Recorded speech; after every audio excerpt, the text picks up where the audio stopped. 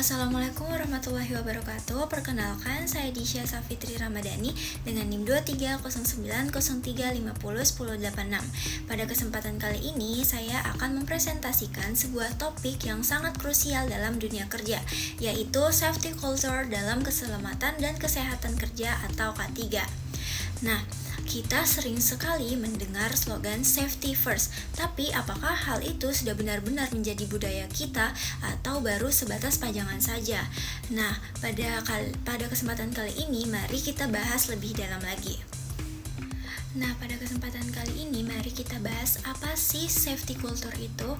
Nah, teman-teman bisa melihat gambar helm proyek yang ada di slide ini.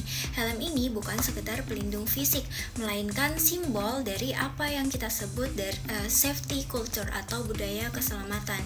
Jadi, apa sih sebenarnya safety culture itu? Nah, secara sederhana ini adalah suasana di mana keselamatan telah menjadi nilai dasar dan tanggung jawab bersama. Nah, ini sudah bukan lagi tugas dari divisi K3 saja. Ada 3 pilar utama di sini. Nah, kita butuh yang pertama adalah kesadaran dari dalam diri.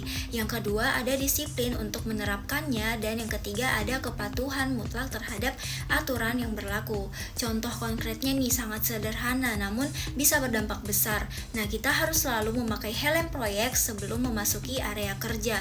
Kita juga harus menggunakan APD yang lengkap sesuai dengan jenis pekerjaan kita, dan kita juga harus mematuhi SOP tanpa terkecuali. Nah, pada slide ini dijelaskan tentang beberapa penyebab budaya safety atau budaya keselamatan yang buruk di tempat kerja. Nah, penyebab yang pertama yaitu kita sengaja mengabaikan aturan. Hal ini terjadi ketika pekerja merasa prosedur keselamatan itu terlalu ribet, terlalu riwah dan memakan waktu atau dianggap menghambat pekerjaan. Nah, akibatnya aturan yang sebenarnya dibuat untuk melindungi justru sering dilanggar. Yang kedua, penyebab kedua adalah tidak menggunakan APD atau alat pelindung diri. Nah, beberapa pekerja menganggap kecelakaan itu tidak akan terjadi pada dirinya, sehingga merasa tidak perlu lagi memakai helm, sarung tangan, masker, atau perlengkapan keselamatan lainnya.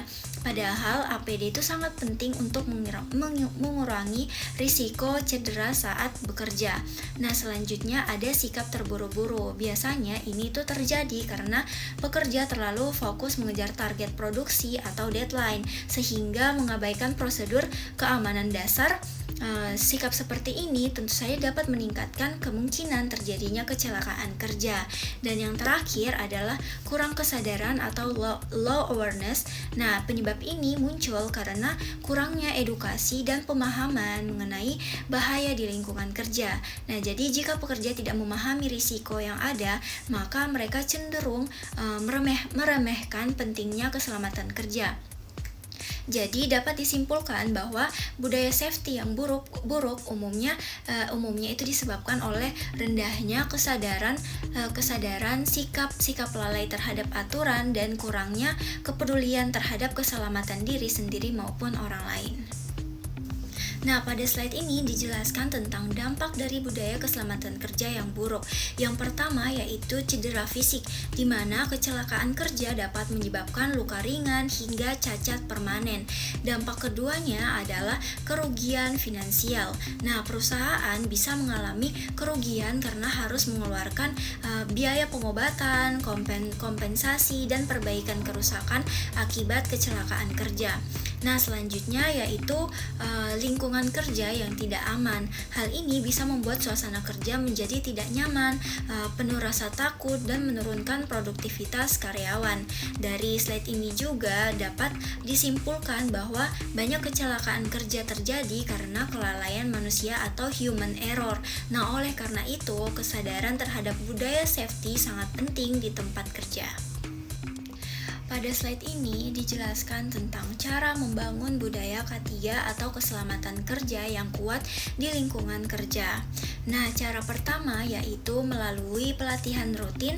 Perusahaan perlu memberikan edukasi K3 secara berkala agar seluruh karyawan bisa memahami pentingnya keselamatan kerja bagi diri sendiri. Nah, yang cara kedua adalah saling mengingatkan. Rekan kerja harus saling peduli satu sama lain lain dan berani menegur jika melihat temannya jika melihat tindakan yang tidak aman. Nah, selanjutnya yaitu leadership. Atasan atau pimpinan harus menjadi contoh yang baik dalam menerapkan disiplin dan budaya safety di tempat kerja. Nah, jadi budaya K3 yang kuat itu bukan hanya tentang mematuhi aturan tertulis, melainkan juga menjadikan keselamatan sebagai kebiasaan dalam bekerja sehari-hari.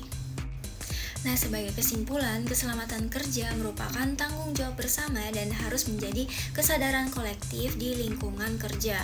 Budaya safety first ini sangat penting karena tidak hanya melindungi perusahaan, tetapi juga melindungi nyawa manusia sebagai aset paling berharga.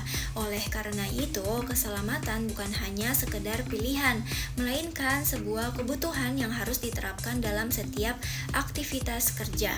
Sekian presentasi dari saya. Terima kasih.